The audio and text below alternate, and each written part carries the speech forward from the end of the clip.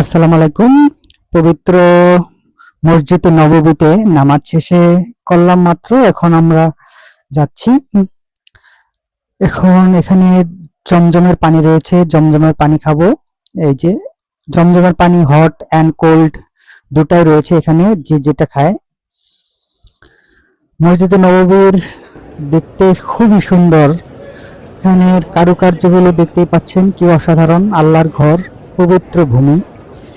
আর এখানকার জমজমের পানিগুলো খাওয়ার সাথে সাথে রোগ বালায় ভালো হয়ে যায়। এটা হচ্ছে মসজিদে নববীর বাইরের দৃশ্য, রাতের দৃশ্য।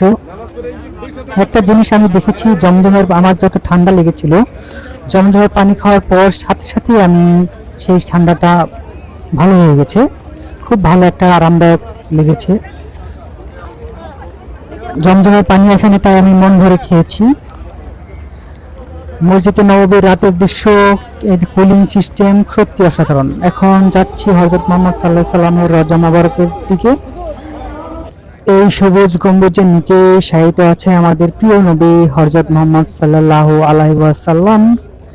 চলুন ভিতরে যাওয়া যাক।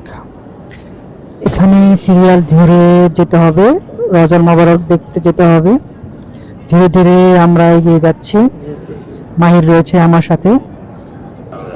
এই পথ, এখানে হযরত মুহাম্মদ সাল্লাল্লাহু আলাইহি সাল্লামের রওজা মোবারক। এখানে আমরা সালাম দেব এবং দোয়া করব নিজের জন্য, সবার জন্য। নববীর এই ছাতাগুলোর রোদ ওঠার সাথে সাথেই আস্তে আস্তে ধীরে ধীরে এইভাবে ফুটতে থাকে। ফজরের নামাজের পর এই দৃশ্যটা সাধারণত দেখা যায়।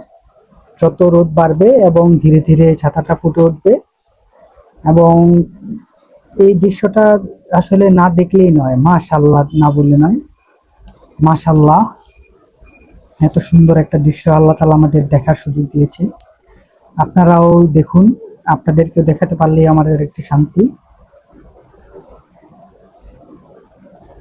ওই দূরে দেখা যাচ্ছে সেই সবুজ গম্বুজ।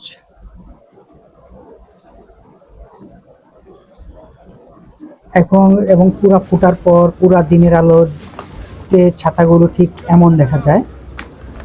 দেখুন কি সুন্দর, যাতে হাজিদের কোনো কষ্ট না হয়। এবং দিনের আলোয় মসজিদে নববীর সেই সবুজ গম্বুজটি দেখতেও এমন দেখায়।